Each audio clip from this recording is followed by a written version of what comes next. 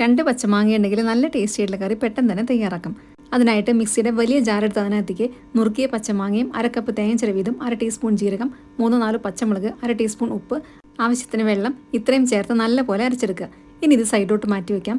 ഇനി ഒരു മൺചട്ടി എടുത്ത് 1.5 ടേബിൾ സ്പൂൺ വെളിച്ചെണ്ണ ഒഴിച്ച് അത് ചൂടായിട്ട് വരുമ്പോൾ 1/2 ടീസ്പൂൺ കടുകും കൂടി ഇട്ട് അത് പൊട്ടിച്ചെടുക്കുക. അതിനുശേഷം ചെറിയുള്ളി ചതച്ചത് 1/2 കപ്പും 1 ടേബിൾ സ്പൂൺ ഇഞ്ചി ചതച്ചതും 1 ടേബിൾ സ്പൂൺ പച്ചമുളക് അരിഞ്ഞതും 1/4 ടീസ്പൂൺ ഉപ്പും കൂടി ഇട്ട് നല്ലപോലെ വഴറ്റിയെടുക്കുക. നല്ലപോലെ വഴന്നു വരുമ്പോൾ 4 ഉണക്കമുളകും കുറച്ച് കറിവേപ്പിലയും കൂടി ഇട്ട് കൊടുക്കാം. ഇനി വേണ്ടത് കുറച്ച് പൊടികളാണ്. 1/4 ടീസ്പൂൺ മഞ്ഞൾപ്പൊടി, 1/4 ടീസ്പൂൺ മുളക് പൊടി, 1/4 ടീസ്പൂൺ ജീരകം, 1/4 ടീസ്പൂൺ കായപ്പൊടി ഇത്രയും ഇട്ട് കൊടുത്ത് നല്ലപോലെ ഇത് വഴറ്റിയെടുക്കുക. പൊടികളെല്ലാം നന്നായി വഴന്നു കഴിഞ്ഞാൽ നമ്മൾ നേരത്തെ അരച്ചെടുത്ത അരപ്പും കൂടെ തന്നെ കുറച്ച് വെള്ളം കൂടി ഒഴിച്ച് കൊടുക്കുക. ഇനി നമ്മൾ നേരത്തെ ഇത് അരച്ച മിക്സിക്കകത്ത് 1/2 കപ്പ് തൈരും കൂടെ ഒഴിച്ച് നന്നായിട്ട് അടിച്ചെടുക്കുക. അതും കൂടെ അതിനകത്തേക്ക് ഒഴിച്ചു കൊടുക്കാം. എല്ലാം കൂടെ നല്ലപോലെ ഇളക്കി കൊടുക്കുക. ഇത് തിളയ്ക്കാതെ പ്രത്യേകം ശ്രദ്ധിക്കണം. നല്ല ടേസ്റ്റി ആയിട്ടുള്ള മാങ്ങാക്കറി തയ്യാറായി. അപ്പോൾ എല്ലാവരും ഇതേപോലെ ഒന്ന് ചെയ്ത് നോക്കണേ. താങ്ക്